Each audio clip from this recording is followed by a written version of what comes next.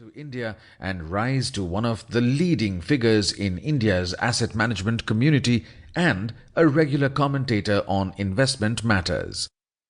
Saurabh and I share the firm belief that successful investment requires a knowledge of business.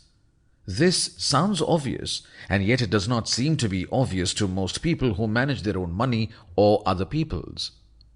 They are interested in securities markets, not product markets. In stocks, not companies.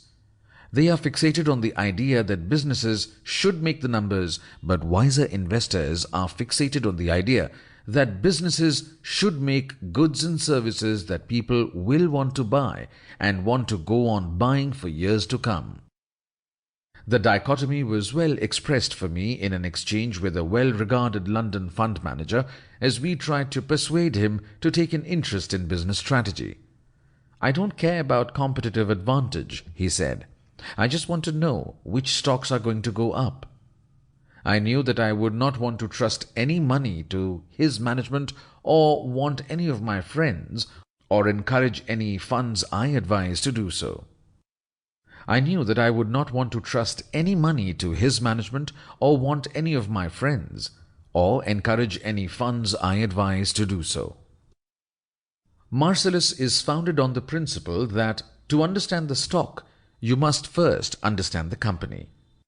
Not only does competitive advantage matter, in the long run, it is the only thing that matters. In this book, you will read that successful investors look to fundamental value, real businesses with real capabilities.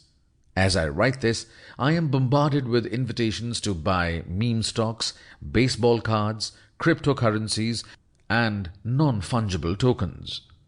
But the tendency for price to revert to fundamental value is a basic law of investment.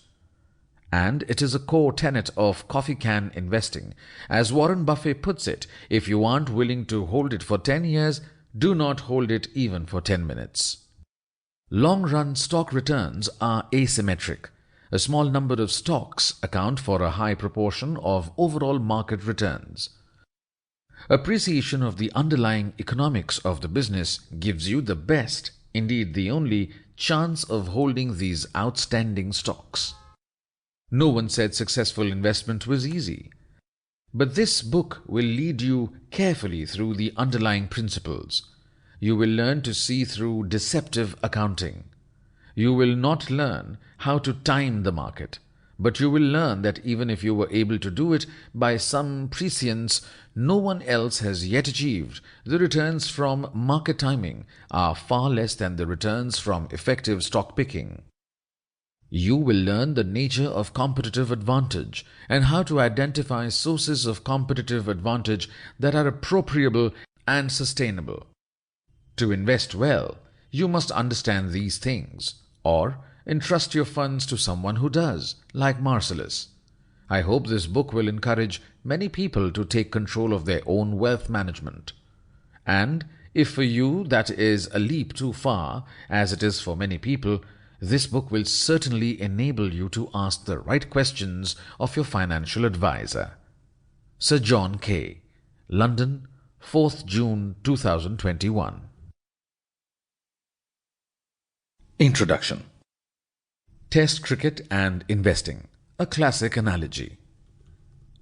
Amidst the cacophonous tumult of India, there is a tendency to look for greatness and leadership amongst those who have flair, flamboyance, and a certain sense of extroversion. But perhaps because the country is so prone to major upheavals, those who achieve long-lasting success in India are often those who are unflashy, introverted, determined, and intelligently tenacious. In cricket, no one exemplifies this more than Rahul Dravid. The coffee can companies are the Rahul Dravids of the business world, rare, determined, and constantly seeking to improve the edge or the advantage they enjoy vis-a-vis their competitors. Saurabh Mukherjea in Chapter 9 of The Unusual Billionaires, 2016. Peak performance in Test cricket requires not just technical proficiency, but also intelligence and immense powers of concentration. In that regard, Test cricket and investing in Indian equities